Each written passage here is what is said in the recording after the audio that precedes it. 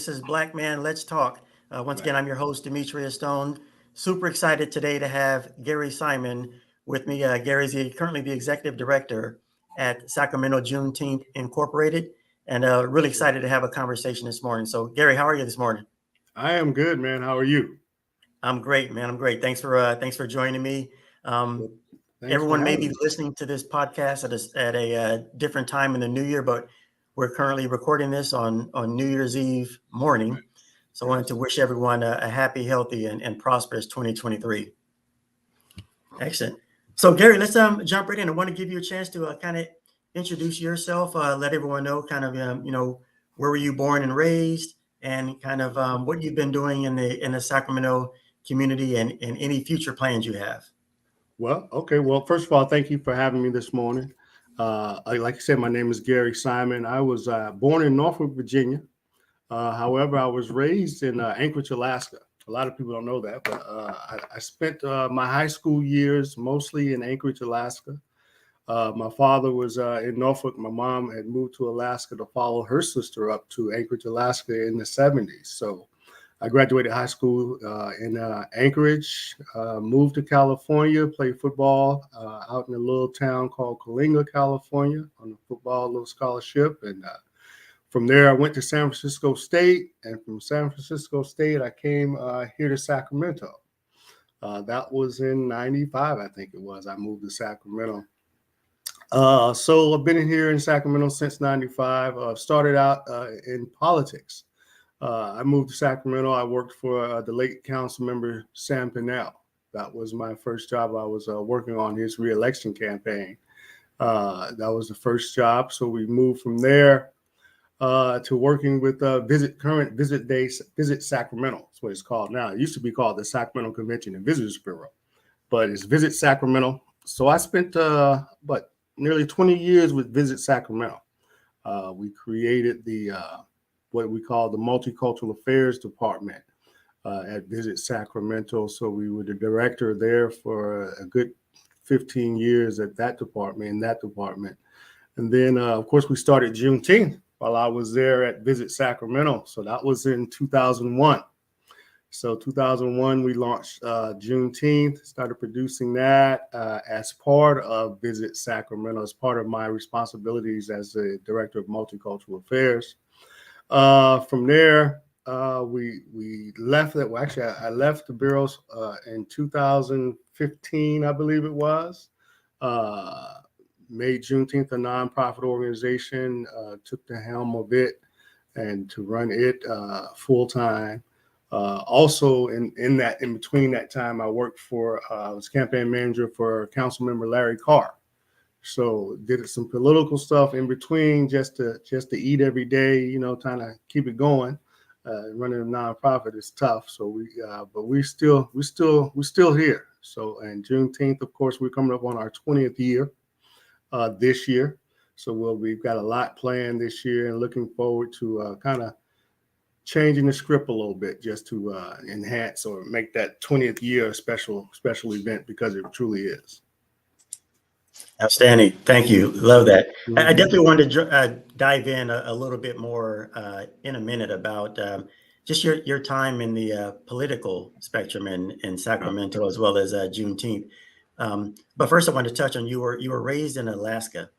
Right. I am always fascinated, especially when I get to talk to people of color, specifically Black Right. people, who Right. are raised in areas where Right. we don't typically see ourselves. So can you tell us about just growing up in Anchorage, Alaska, especially as an African American male?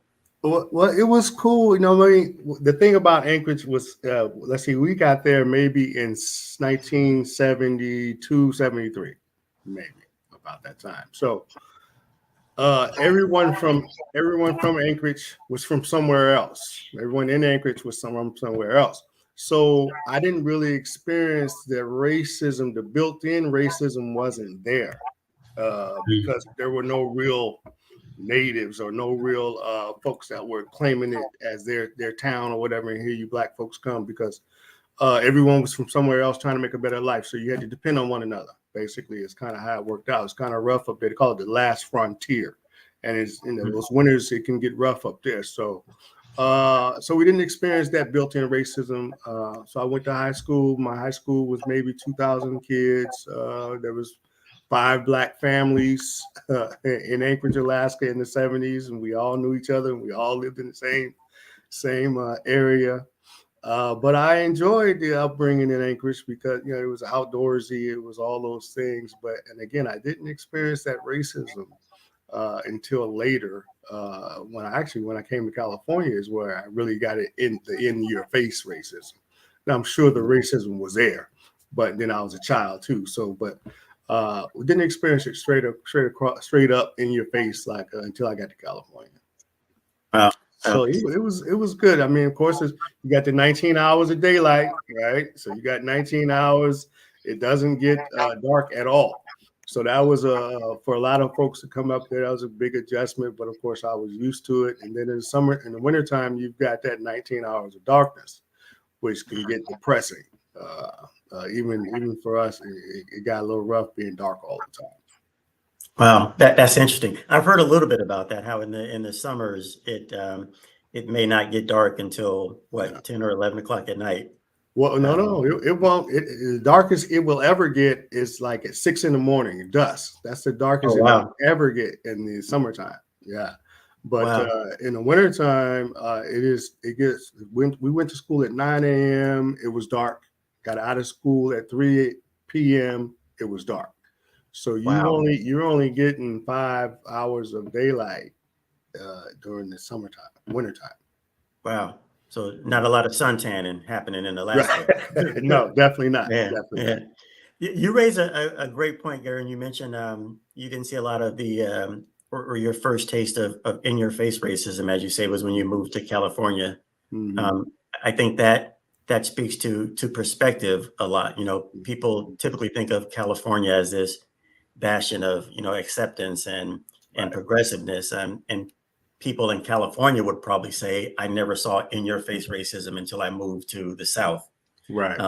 So it's interesting how your perspective and where you're raised Hmm. really plays a lot into what you see as quote unquote extreme or overt racism. That's right. That's right. Yeah, It's like you said, it depends on the situation. I mean, or where you're coming from, because like I said, California, of course, we say it's liberal and everybody's just great and lovey-dovey. But where I was in California, which is a little cow town, Coalinga, those are cowboys. That's that rural California. So it was. Found out I was black then. Tell you that. yeah, yeah. Wow. you know. I get to speak to a lot of friends, or a lot of friends after my time in the service. A lot of friends I have across the country, or in my work with my current organization. A lot of virtual calls with people throughout the country, and it's always interesting how people think of Sacramento and California as this very progressive, integrated place.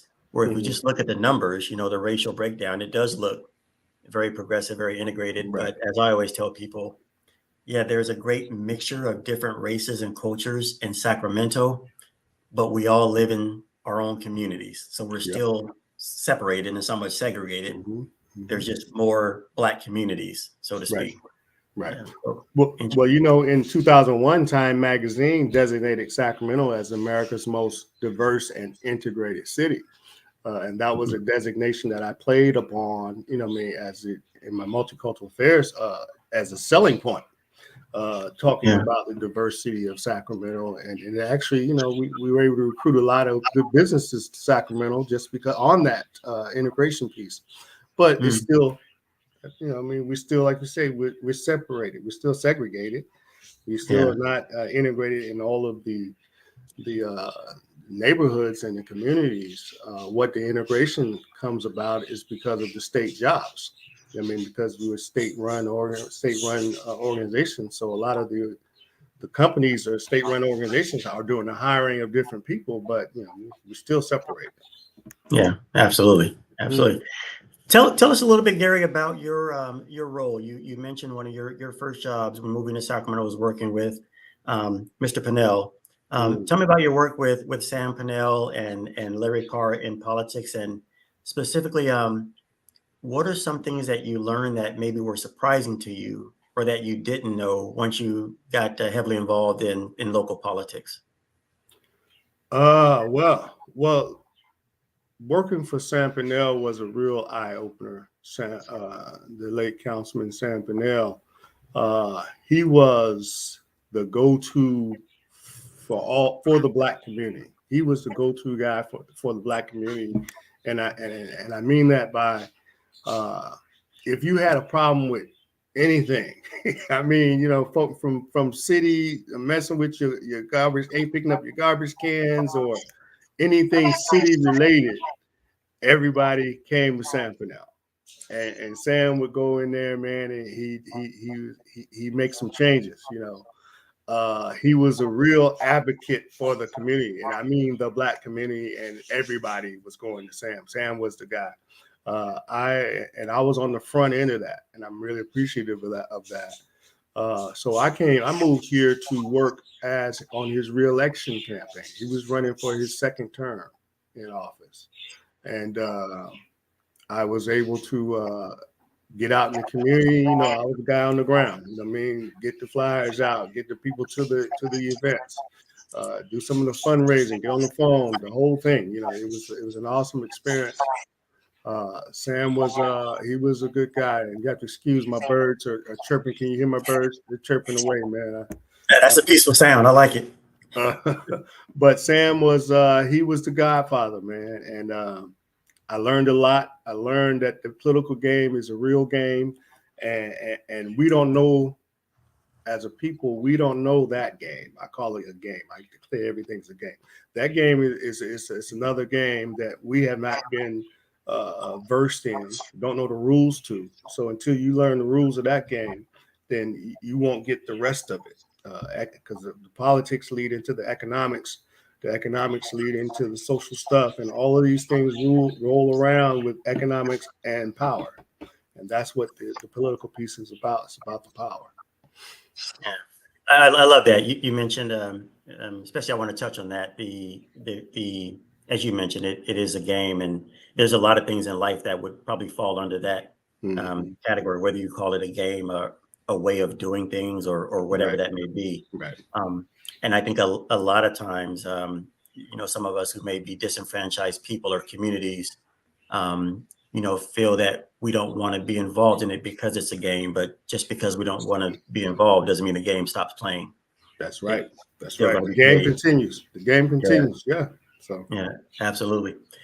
Did you have any part on that? When was the Sam and Bonnie Pinnell Community Center constructed? Was that in the that 90s? was well, it was the center was Sam. Let me see. I'm trying to think now. Sam had started building that community center before I got here. So the center was constructed. It had to have been early 90s. Okay. Yeah. So because I know it was named. So then when Bonnie got into office, they named it Sam and Bonnie Pinnell Center. Right. So I was there. I got there. So the center was up. The center was up when I got here. So that had to be the early 90s, and I got here in 95. So. Okay, I was trying to recall when it was constructed. The years are flying by as we get past our 50s and beyond. True enough. Like, man, that was in the 90s. I was an adult back then. Yeah, that's right. Yeah, amazing. So I'm curious, Gary, what are your thoughts? As we just mentioned, the game of politics. What are your thoughts, recommendations, just your opinion on how we as Black people, as African Americans, how can we get more involved in the local politics? How can the average citizen, whether it be running for office as a city council member, which of course requires a lot of fundraising, connections, et cetera. Right. What are some different ways we can get involved in that game?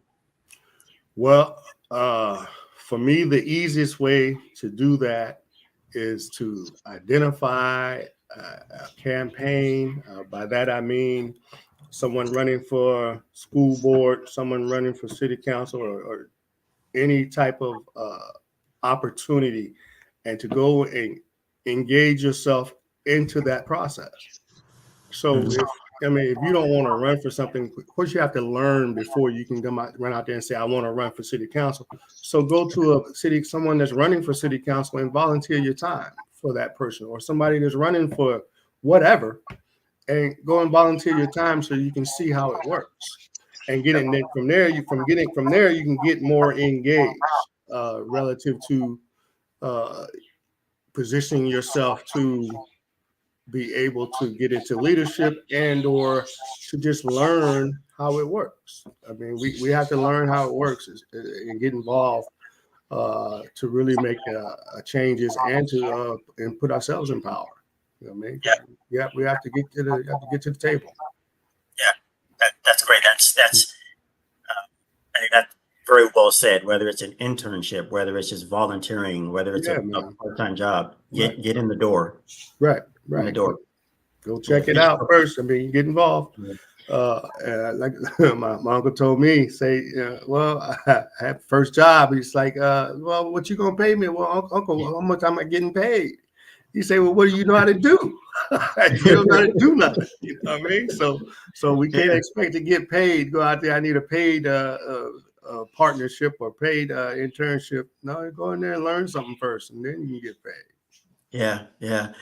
When I work with young people, that's one of the things I always like to mention is, instead of asking for that job, which there's no shame in that, asking for a job, right. but show someone you can bring value to them at no cost first. I mean, number one, that builds that trust.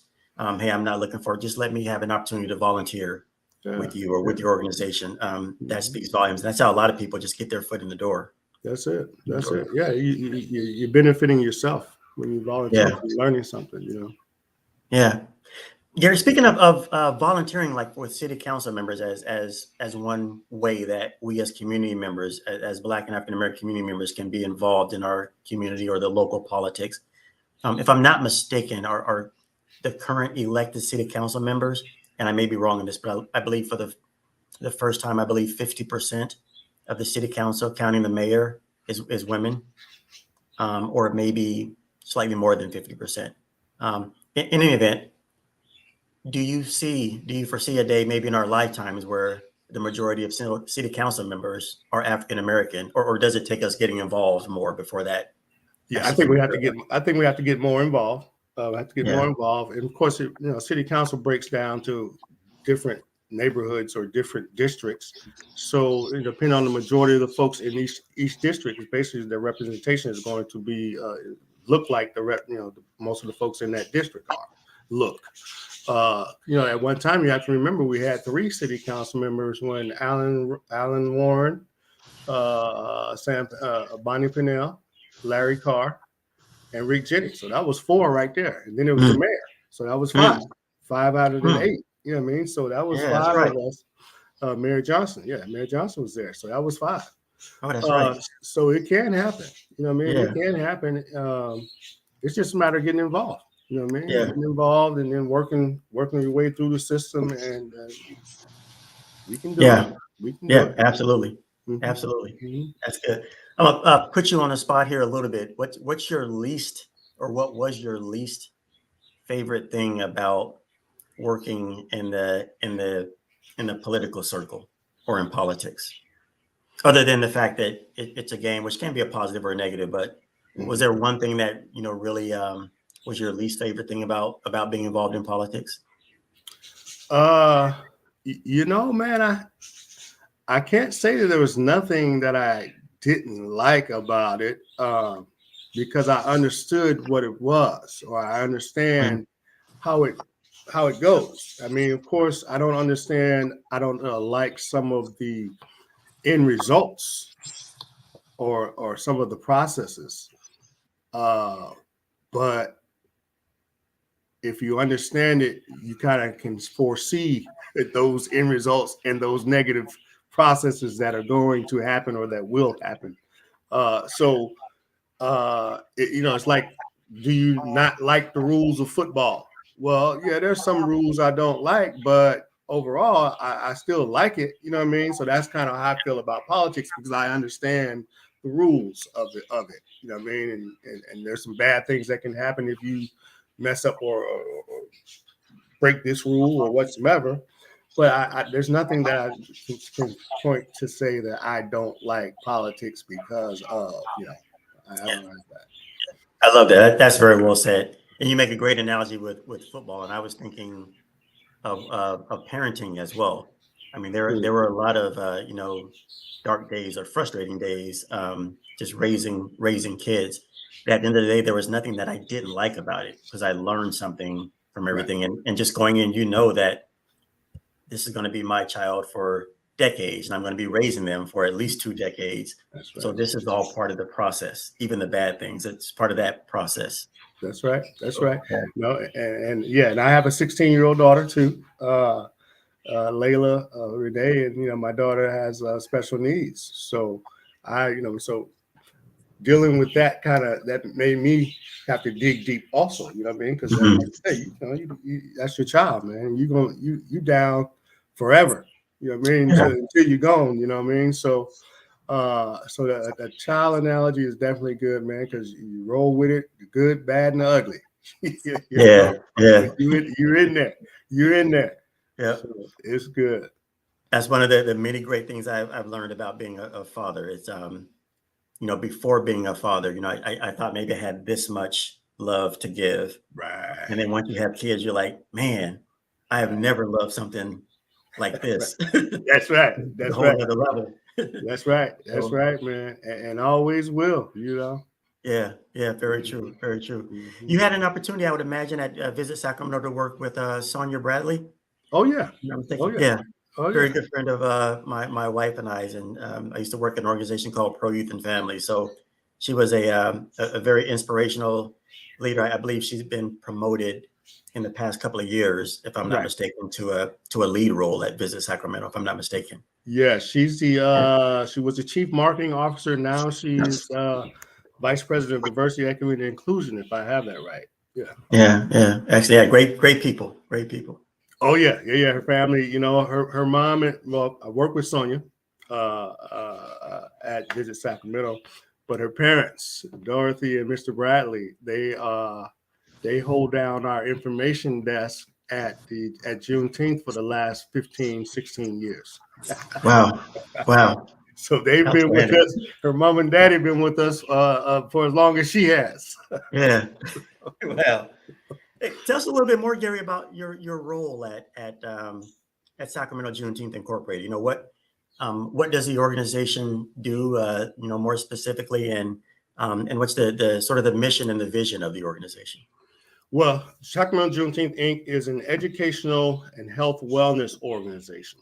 So we definitely want to promote the African American experience in America, as well as the contributions that Africans have made, but while also celebrating the signing of the Emancipation Proclamation.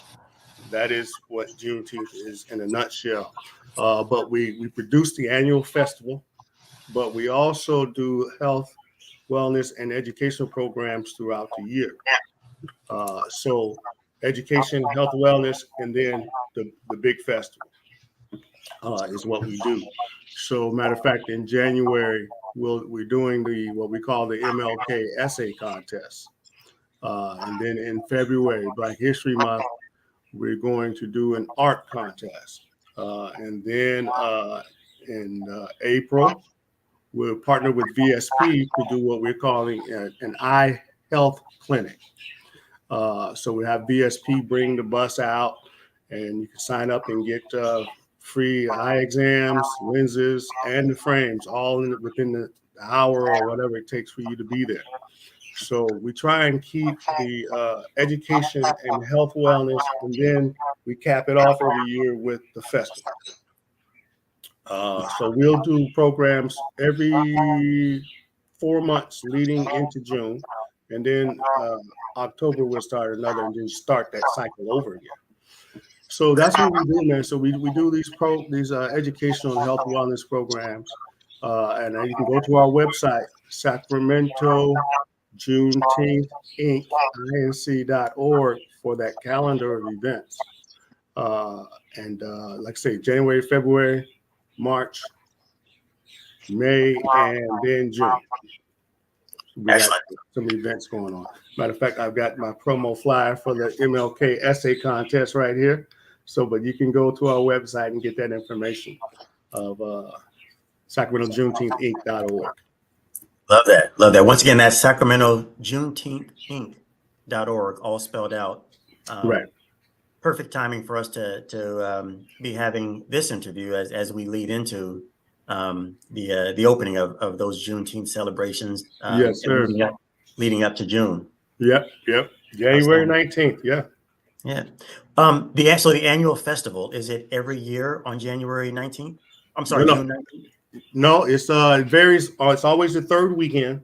It's always Okay. the 13th weekend. So in 2023, it'll be this June 16th through the 18th.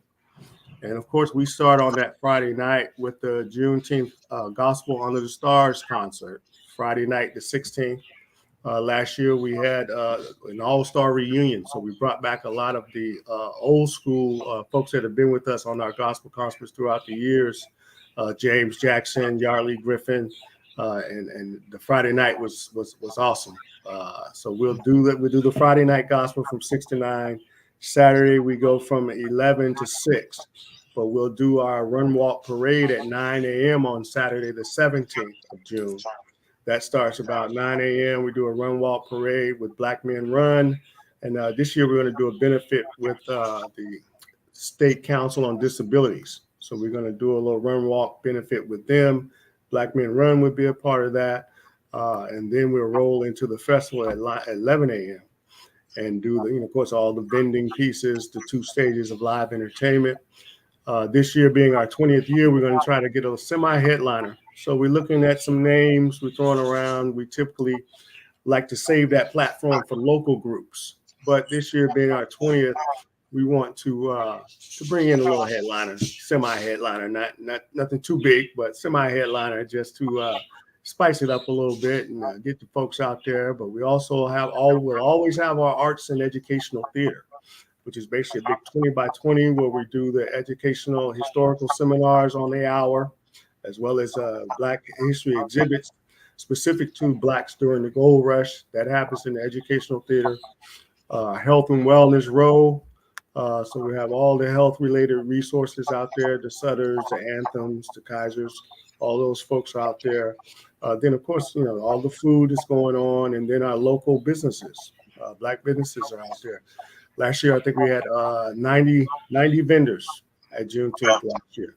So it's we're happy about it, man. We've been able to keep it going, And of course, now that the designation has come out, now we've got like 5 Juneteens in Sacramento now. But Yep. which is all right. But we're going to keep doing what we're doing, Yeah.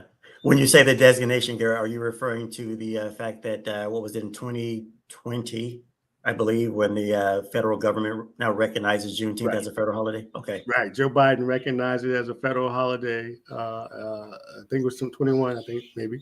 But yeah. So now, the ball is rolling. The word is out. So that's a good thing. And but we like I said, we're doing 20 years in this year. So we're excited about that. So we're ramping up. Yeah. I definitely don't want to take away from any other organization that is currently now recognizing Juneteenth. However, I would make a pitch for everyone to always go with the original. So Sacramento Juneteenth Inc. They've been doing this for a couple of decades. So they're not new to this now. This has been made a federal designation. So so this year again, everyone mark your calendars, June 16th, 17th, and 18th. Yes, sir. Gary, is it typically held at the same location, or yes, William Land Park? William Land Park. Park. We've been in William Land Park now for about 15 years. When we first started, we were over in Granite Regional Park. That was they didn't have any trees over there, man. It was a little hot, so we had to we had to get to them trees. So we've been in William Land Park for the last 17 years or so. Yeah.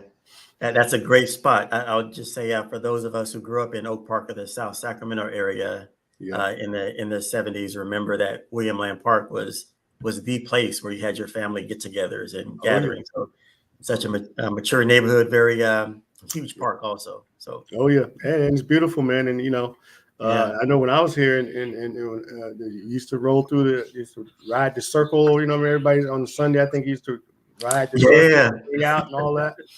Yeah, yeah. so, I remember Man, those days too. So, I but think yeah, that William Land continued Park. even into the 80s. I remember being in high school, and that was the spot on Sunday afternoons. Yeah, You yeah. always cruise around that circle by Sac City College. Okay, Yeah, okay. yeah, great spot there. Mm-hmm. Great. What would you say is one thing that a lot of people don't understand, or maybe misunderstand about Juneteenth? Well, we don't understand. We don't understand or the history or the reason for Juneteenth. I mean, it's amazing that a lot of us, and I mean, a lot of us don't know the history. Let me just say Yeah, that. The, the history is that on June 19th of 1865, the Union Army went to Galveston, Texas, and declared all of those folks in Galveston, Texas, were free. So that's where Juneteenth started. yep, But Abraham Lincoln signed the Emancipation Proclamation in 1863, 2 years prior to that, right, right? So, but when he signed the Emancipation Proclamation, that was really for all those enslaved in the South so that they would go and fight for the Union Army. yep, So it really just encompassed those in the South, but it still applied to everybody. But that was really his intention, was for those in the South, but it applied for all those enslaved. yeah, So, so that history, and then the 13th Amendment came about in 1863, which freed everybody. So the yep, 13th Amendment, which outlawed slavery, is what outlawed all of the slavery with the 13th Amendment, which yep, happened later. But the fact that we don't know that history. I mean, a lot of us don't know yeah. that history. And what is Juneteenth? I mean, I teach over at Sacramento High School. I substitute teach over there. So what's Juneteenth? Yeah, I don't know. You know what I mean? So of course I educate them on that. But you know what I mean? And the only reason, strangely enough, only reason I knew Juneteenth was because in Anchorage, Alaska, we celebrated Juneteenth every year. Wow. In Norfolk, Virginia, we didn't celebrate Juneteenth. Of course, they didn't want to celebrate Negroes being free. You know what I mean? In the first slave state. So I Yep. didn't know anything about Juneteenth in the South. I Wow. learned about Juneteenth living in Anchorage, Alaska, where we went to Juneteenth every year as a kid. You know what I mean? And that's how I knew Juneteenth. And Yeah. but I didn't learn it. You know what I mean? Like I said, in the lower 48, as we call it. I learned Yep. it in Anchorage, Alaska. My mother told me, you know what I mean, but told me about it. But we don't we don't know the history. And I think that Yeah. applies to, we don't know a lot of our own history. Yeah. All we know is what we've been told. Right. Uh, when we've got YouTube will break down our history so quickly for you. You know what I mean? You don't even have to read a book. You can sit there and look Yep. at video and learn more about ourselves than a 50-year-old, myself included, would have learned in school. Mm. Yeah. Yeah. That's fascinating. First of all, kudos to you. I love the fact that you are still teaching and giving back at Sacramento High School. I'm a graduate of Sac High, class of '87, so I definitely Okay. am happy to hear that there's especially in light of the fact when I was at Sac High in the '80s, '84 to '87, I don't remember a black male teacher. Oh wow. So super excited to have you substituting there. Yes, sir. Yes, sir. Yeah. Yes, sir. Interesting. I work with young people also in my current organization, and that's one thing we talk about a lot is, some of our history has been stripped and cleansed, Mm-hmm. so to speak. And oftentimes, we talk about, this was never taught to us, which is an absolute fact. However, with the advent of this super internet we have, everything can be learned. You can absolutely, as I tell my kids all the time, use your smartphone for smart stuff. Yeah. You have no excuse not to know. You know what I None. mean? There's no reason not to know. That's what I tell kids at school. Google's a beautiful thing. So there's Yeah. no reason for you not to know. Right, right. I also tell everyone, it's a little analogy I make, your connections, as you mentioned in politics, getting to know people, getting your foot in the door. And I always tell kids I work with, it's kind of like Google. Google is probably known as this knowledgeable tool that Right. knows everything. But quite honestly, Google doesn't know a thing. If you search for something in Google, it tells you 100 other people that know about this thing, essentially by giving you 100 websites to go, well, I don't know it, but I know someone who does know it. And it's Right. sort of similar, making those connections. You know someone who knows someone who knows, and that's kind of what Google does. Yeah. So, That's yeah, the key. I used to call it the middleman. Be the middleman on yeah, everything. Be the middleman. absolutely, Yeah. absolutely, so Yeah. true, so Yeah. true. What drew you into teaching at the substitute level? I coached there. I used to coach at Sacramento High School. I Oh, coached basketball at Sacramento High School. This is when I was working at Visit Sacramento. Brian Mitchell was the basketball coach at Sacramento High School. yeah, Okay. he coached the girls for a little while also. Yeah. All right. So Yeah. Brian, so I had went down to the Salvation. I just moved to Sacramento. And I went down to the Salvation Army to see little Daryl Roberts had the little the basketball league at the Salvation Army. Yep. So I went down there and watched a couple teams, and then turns out they were looking for a coach. So I was like, yeah, I'll coach some kids, and Yeah. didn't know, I had coached before back from the Bay Area. So anyway, so they gave me the bad news bears, man. So they gave me all the kids that didn't make the team, right? so I got all the bad. I got the bad news bears, and we ended up winning that doggone tournament, man. Wow.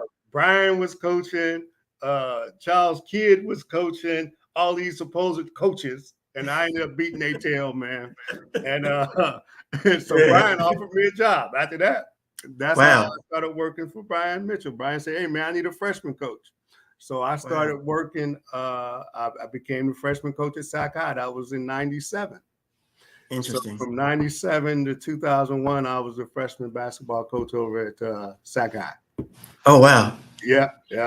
So I did that, man. This is while I was still working a full-time job at Visit Sacramento. But Yeah. my boss was cool. He was a basketball fanatic. So I'd leave work at 2:00, 3:00, you know what I mean? Whatever. Go to Right. games. He was cool with it. So yeah, man. So I did that stint.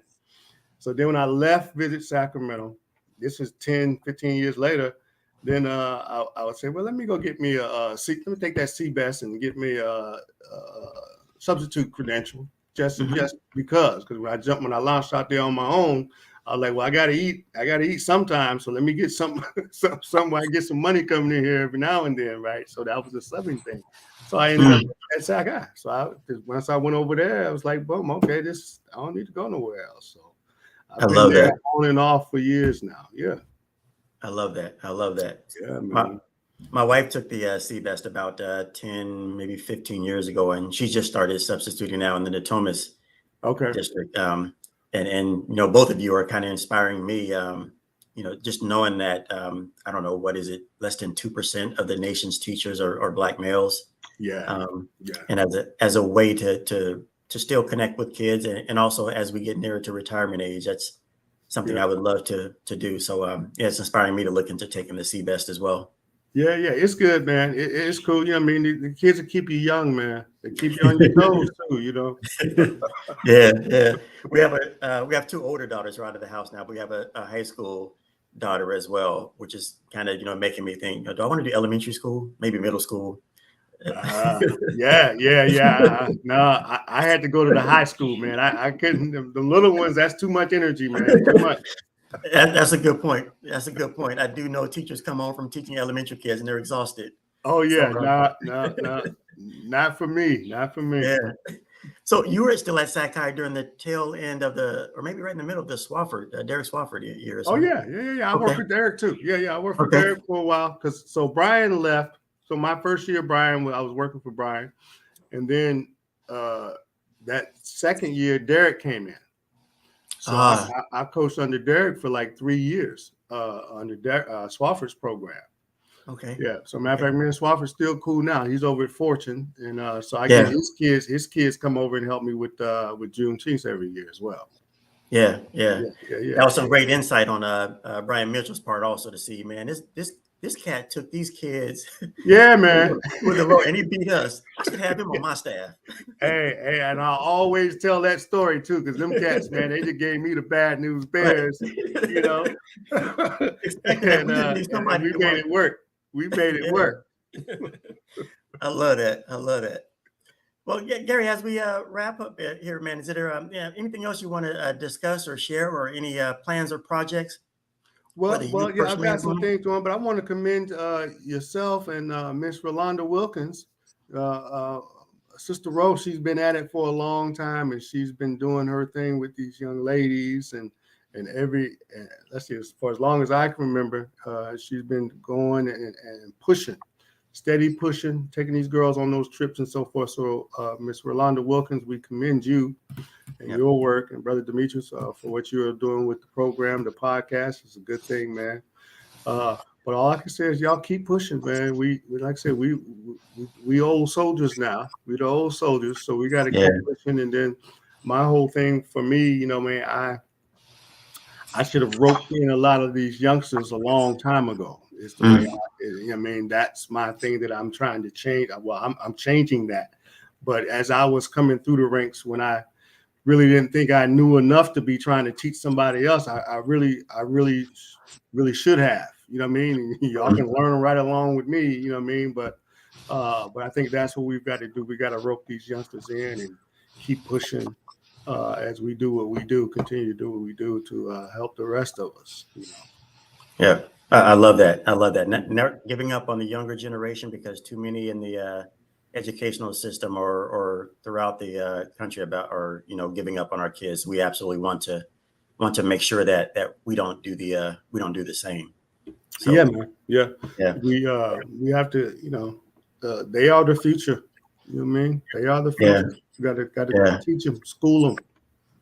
Yeah, super excited. Also, I definitely want to give a shout out to Rolanda Wilkins as well. I was, super flattered when she, asked me to consider hosting a podcast where we interview local Black men who are doing some great things. So very flattering, and definitely would have loved to have had the opportunity to meet her back when my older daughters were younger, to get them involved in her system. So Before I let you go, Gary, I'd be remiss if I didn't ask you about we're entering 2023, very close to having a presidential election very soon, and we know what some of our options might be on one side, and on the other side we have a gentleman who is we're wondering if he's going to make it through these 4 years, let alone the next 4. So just kind of want to get your thoughts, without getting too heavily into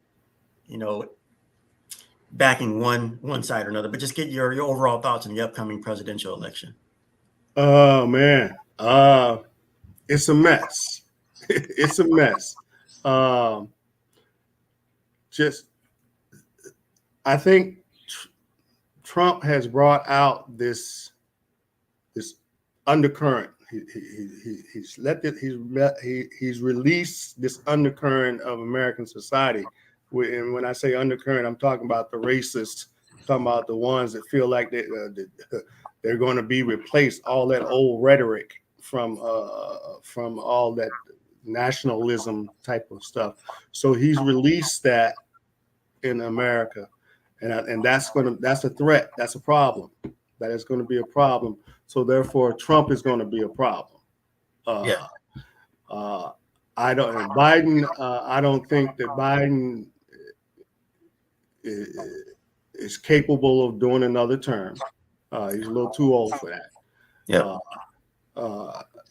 The Republicans, DeSantis, he's going to be just as bad as Trump, in my opinion.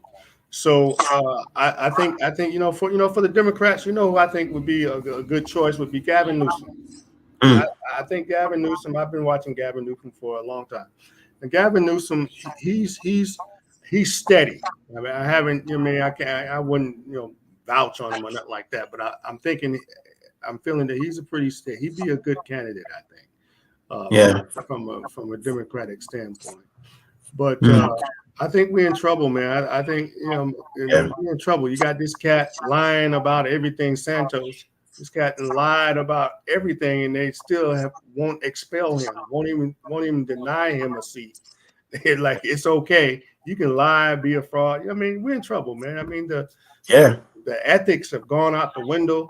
The Republicans that were back in the coup, all that came out, and they still are in Congress. They still in the Senate. From Graham on down to Perry, all of them cats, Jordan, all of them cats need to be expelled, man. Because now remember, during the Civil War, all the Confederate senators were expelled from Congress. They expelled them out of the Congress. I mean, because basically you were traitors. You tried to coup on the United States government.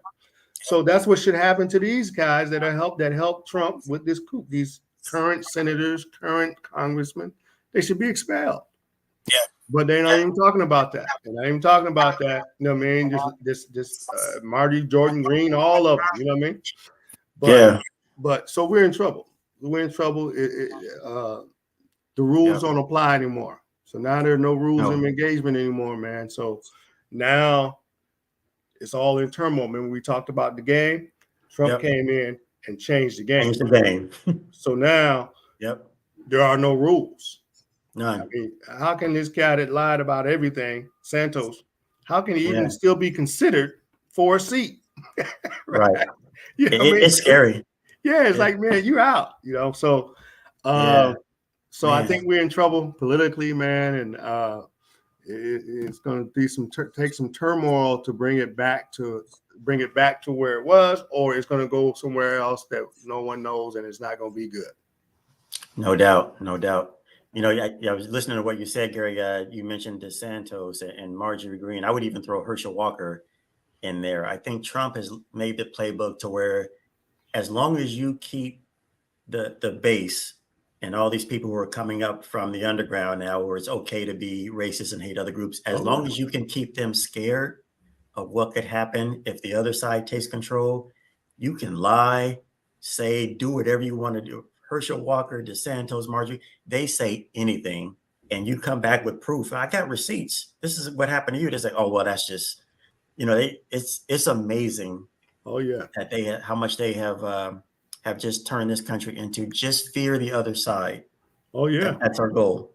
Yeah, That's you're right. It's definitely scary. Definitely scary. Yeah. Man. I think I just have my own little theory. The reason why they are a little loath or dragging their feet on expelling these members of Congress, I think the left and maybe even some moderates are fearful of what would happen if they did that. I think they see like another January 6th. If we expel these people, their base, what are they going to do?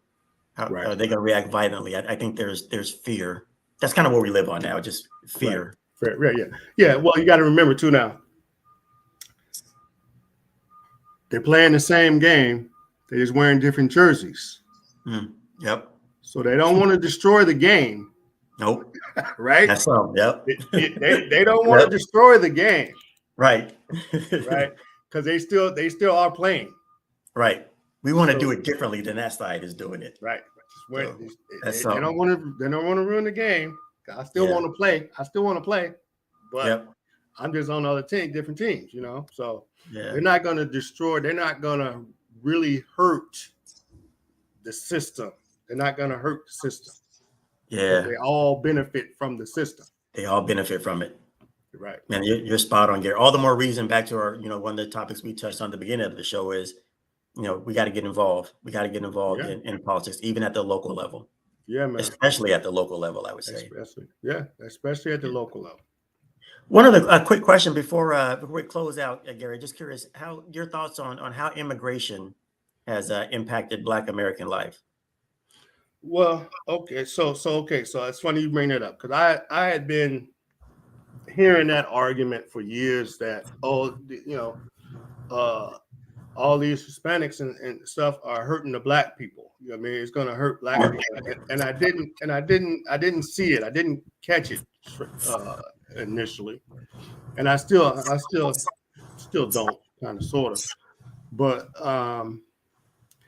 it's too many people, man.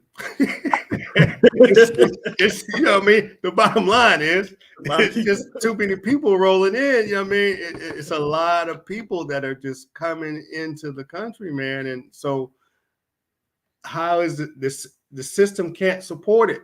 I mean, I mean, logically, just in its purest form, way too many people, something's going to be out of balance.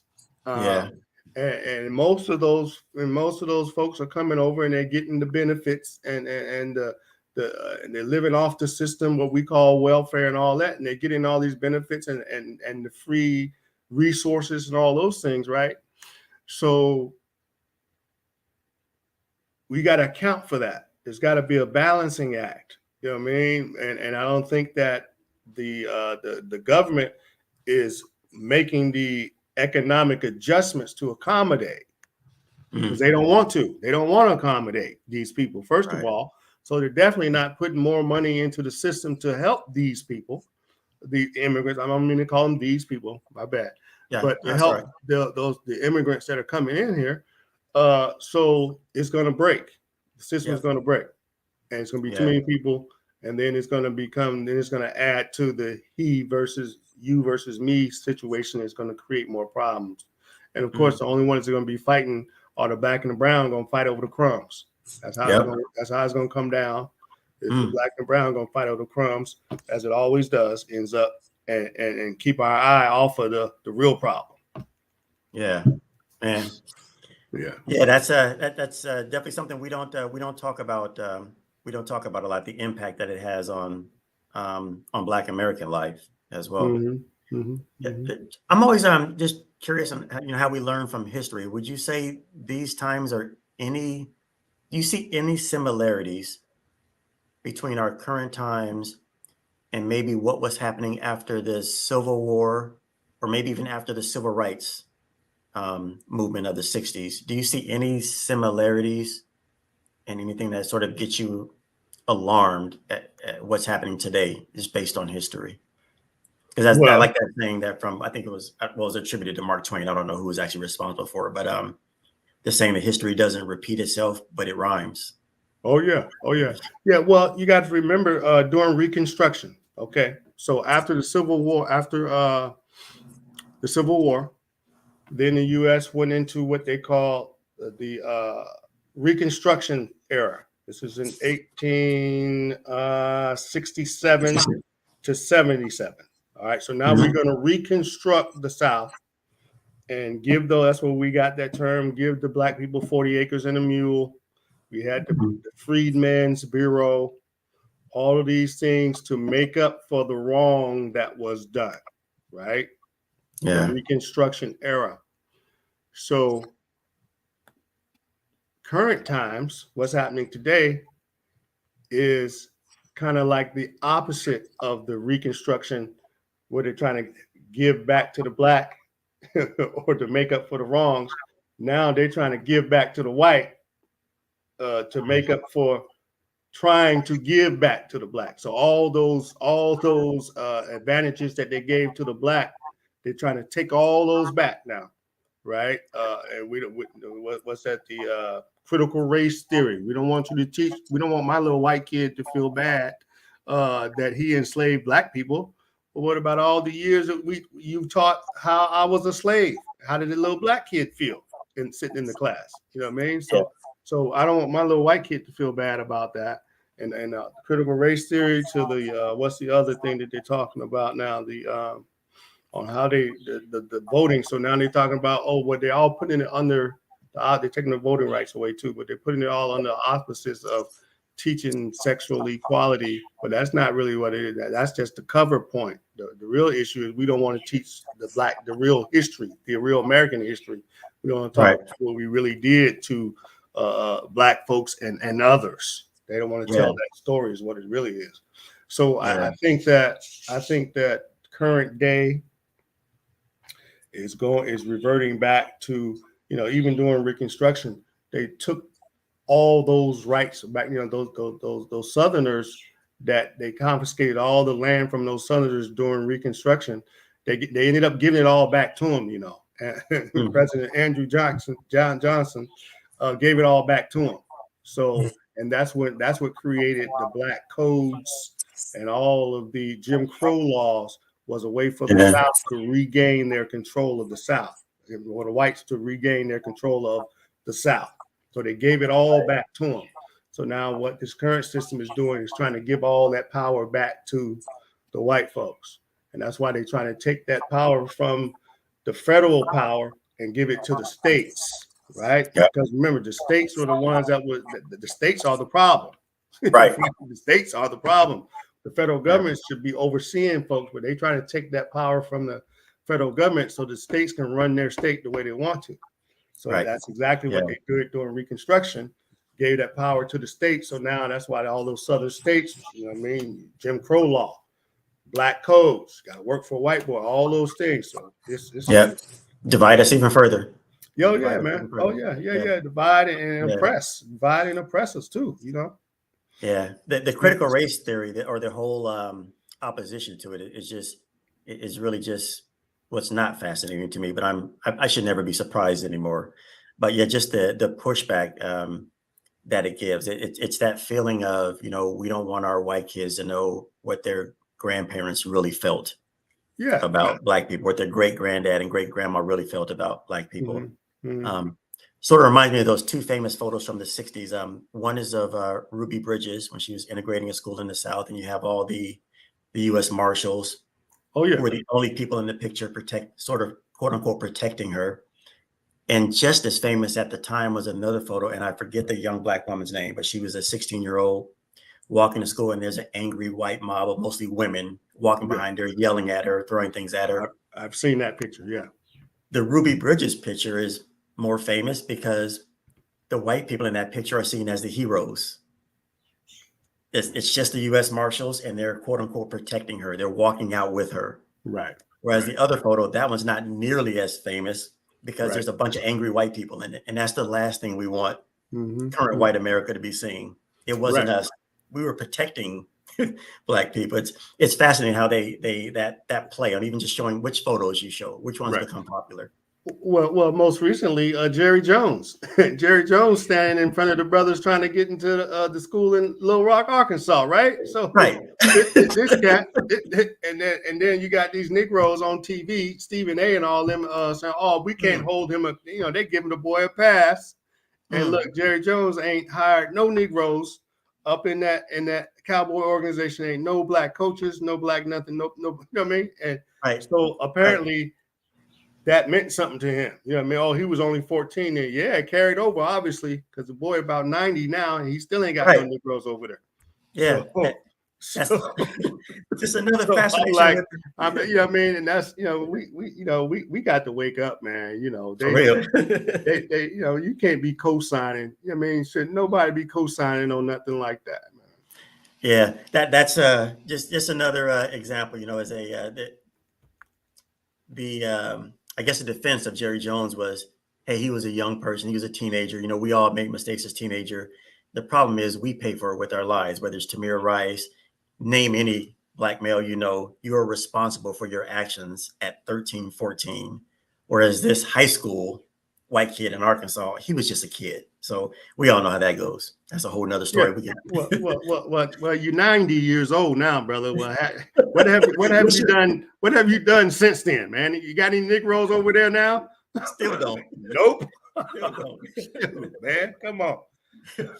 Speaking about helping others, one other question I wanted to ask you before you go, Gary, is just recently there was an African summit where a few weeks back where the U.S. president back promising, or maybe the African summit requested the United States help Africa by promise, $65 billion or something similar.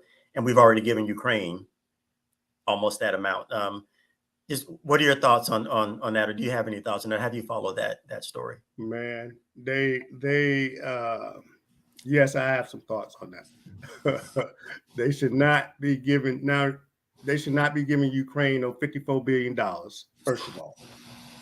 Well, let me not say no. Let me not say that.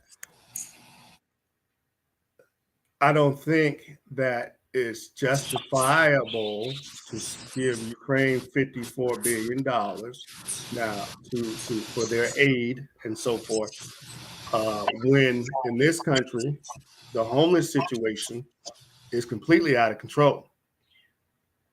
That's a national emergency. Yes. For now, Ukraine. This is the same Ukraine that Trump tried to steal the money from to help him fight off Russia way back when, right? So now, but no one's talking about that. Trump tried to make the man tried to hold the man's weapons so that he can get some dirt on Biden. You know what I mean? Just some shady stuff, man. And but nobody's talking about that. And then the current White House turns around and gives Ukraine after Russia invades, because basically that's why Trump held the weapons so that Russia could go in there and tear their tail up, which they did. And now Biden wants to go get these people $54 billion. It's just it's backwards, and the same with Israel. Israel should not be getting all this funding and support, and like you said, the Africa piece, Africa,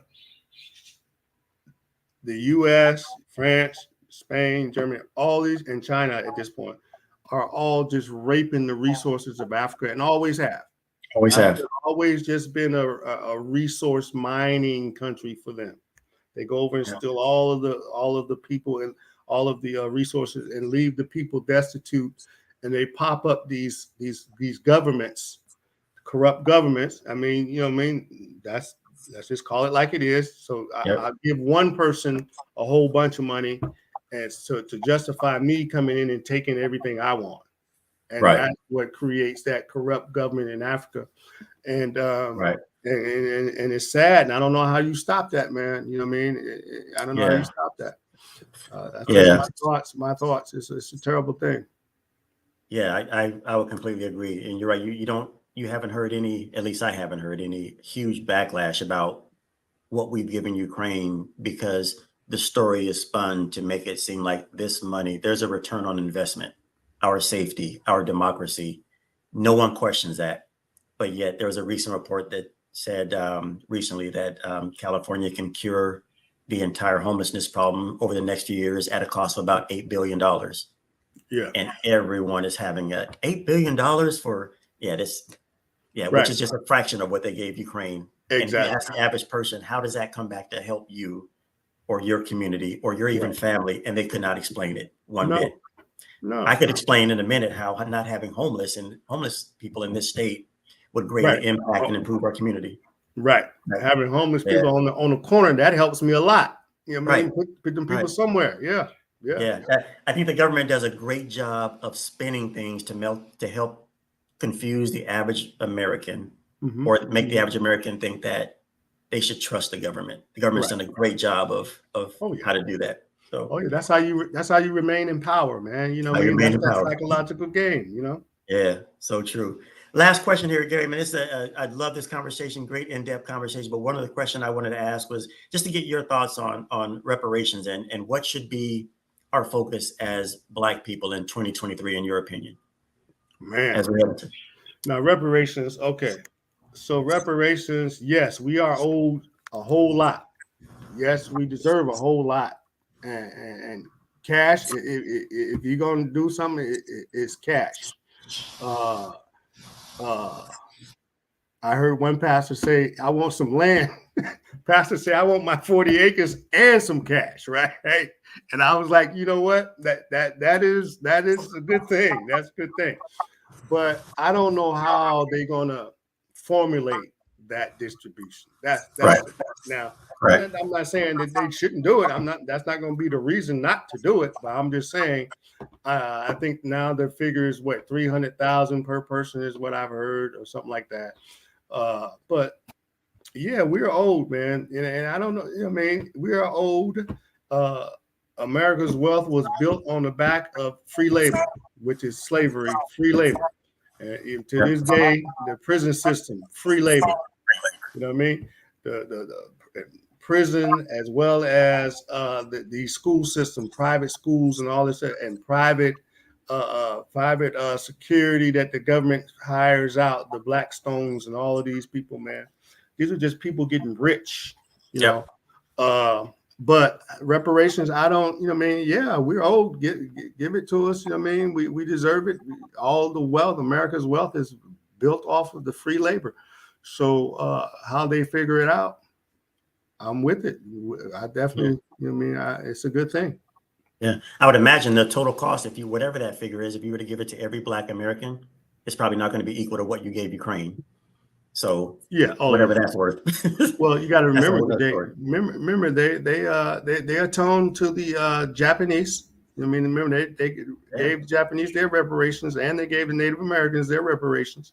I mean, of course, it doesn't very minimal amounts, but at least they made the gesture. But they haven't even attempted to make a gesture of giving us anything. Yeah, which says everything. Yes, it does. Yeah, absolutely. Yes, it does. Yeah.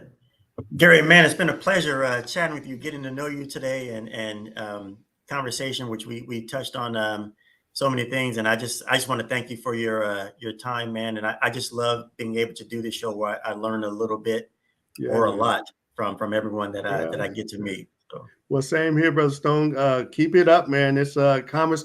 This is the beginnings.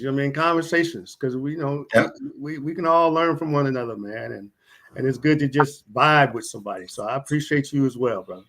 For sure, absolutely. Hopefully, we'll get a chance to meet in person one day. Yes, sir. I'm sure Sister Rolanda gonna make that happen, man. Yeah, absolutely, sir. With that being said, man, have a very happy and safe and prosperous 2023. And you too, man. And Happy New Year to you and yours. All right, thank you. Appreciate it. All right.